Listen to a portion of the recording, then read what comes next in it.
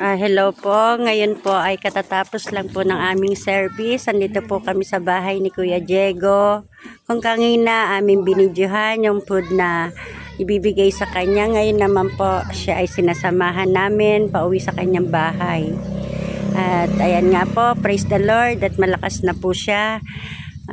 Kung dati-rate hindi makalakad, sa awa po ng Diyos, siya po ay gumaling na. Thank you, Lord. At kaya na po niyang maglakad mag-isa. Kung dati-rate ay dalawa-dalawa pa po ang bumubuhat sa kanya, ay kulang pa ngayon. Kaya na po niyang mag-isa. Salamat sa Panginoon. At si Ate Auring, may dala po siyang bigas. Galing po sa aming pastor. Bigay po ni Pastor Dan. Ayan po. Tunay nga na napaka-biyaya ng Panginoon.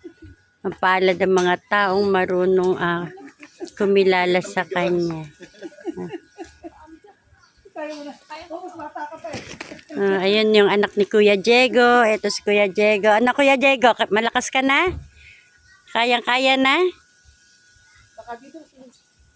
Baka ikay magdaos-dos. Oh.